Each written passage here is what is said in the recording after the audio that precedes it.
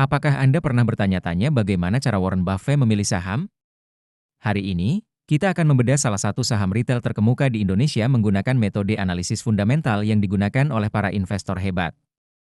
Siap-siap untuk memahami rahasia di balik keputusan investasi yang cerdas. Selamat datang di channel kami. Dalam video ini, kita akan menganalisis saham RALS atau Ramayana Lestari Sentosa Tbk, sebuah perusahaan retail yang sudah tidak asing lagi bagi masyarakat Indonesia. Kita akan mempelajari cara menilai kinerja perusahaan ini menggunakan data keuangan terbaru. Baik Anda seorang pemula atau sudah berpengalaman dalam investasi saham, video ini akan memberikan wawasan berharga tentang cara menganalisis saham dengan pendekatan fundamental. Sebelum kita mulai, penting untuk diingat bahwa video ini hanya bertujuan untuk edukasi dan hiburan tentang analisis fundamental saham. Kami tidak memberikan rekomendasi investasi. Sebelum membeli saham apapun, pastikan Anda melakukan riset mendalam dan memahami bahwa data yang kami sajikan mungkin tidak selalu akurat atau terkini. Investasi saham selalu memiliki risiko, jadi pastikan Anda memahami profil risiko Anda sendiri. Mari kita mulai dengan melihat pendapatan dan laba Ramayana. Pada kuartal 3 tahun 2024, perusahaan mencatatkan pendapatan sebesar 2,7 triliun rupiah. Yang menarik, laba bersih mereka mencapai 298,4 miliar rupiah. Jika kita bandingkan dengan tahun-tahun sebelumnya, kita bisa melihat tren yang positif. Misalnya, pada akhir tahun 2020, di tengah pandemi, perusahaan mengalami kerugian. Namun sejak itu, mereka berhasil bangkit dan terus meningkatkan kinerja keuangannya. Sekarang, mari kita lihat profitabilitas Ramayana. Gross Profit Margin atau GP mereka di kuartal 3 tahun 2024 adalah 50,2%. Ini berarti dari setiap rupiah penjualan, Ramayana menyisakan 50,2 sen sebagai laba kotor. Operating Profit Margin atau OPM mereka adalah 8,5%, menunjukkan efisiensi operasional yang cukup baik. Net Profit Margin atau NPM sebesar 10,9% menandakan bahwa perusahaan mampu mengkonversi pendapatannya menjadi laba bersih dengan baik. Dibandingkan dengan tahun-tahun sebelumnya, kita bisa melihat peningkatan yang konsisten dalam profitabilitas Ramayana.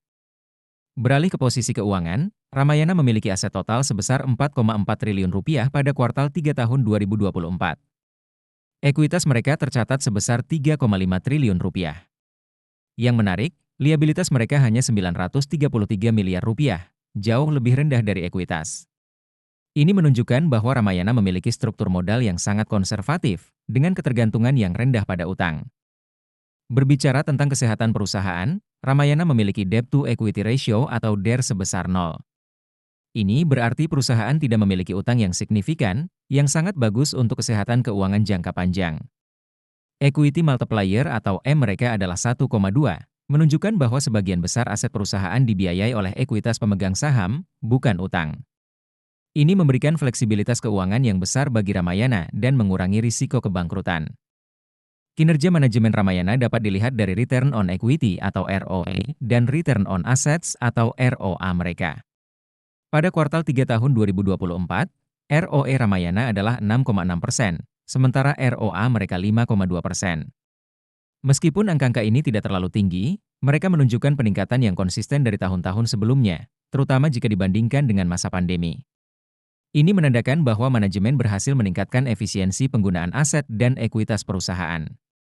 Sebelum kita lanjut ke valuasi, jangan lupa untuk mengunduh chat sheet investasi saham kami dengan mengklik link di deskripsi video ini. Sekarang, mari kita bahas valuasi Ramayana menggunakan metode PE-BAND. Berdasarkan data yang kita miliki, rata-rata PE-BAND Ramayana adalah negatif 27,6. Ini mungkin terdengar aneh, tapi ingat bahwa P negatif biasanya terjadi ketika perusahaan mengalami kerugian, seperti yang dialami Ramayana selama pandemi.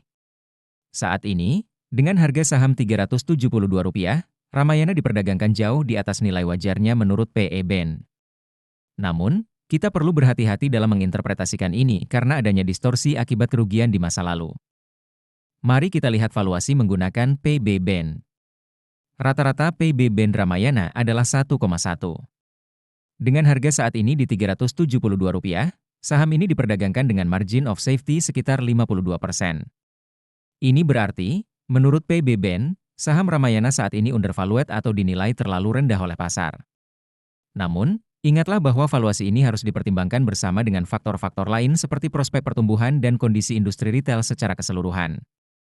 Nah, Itulah analisis fundamental saham Ramayana. Bagaimana menurut Anda? Apakah Anda tertarik untuk berinvestasi di saham ini? Jangan lupa untuk meninggalkan komentar tentang saham apa yang ingin Anda analisis selanjutnya. Dan jika Anda merasa video ini bermanfaat, jangan lupa untuk like, subscribe, dan share ke teman-teman Anda yang juga tertarik dengan investasi saham. Terakhir, jika Anda ingin mulai berinvestasi, jangan lupa untuk mengunduh aplikasi investor melalui link di deskripsi video. Sampai jumpa di video berikutnya.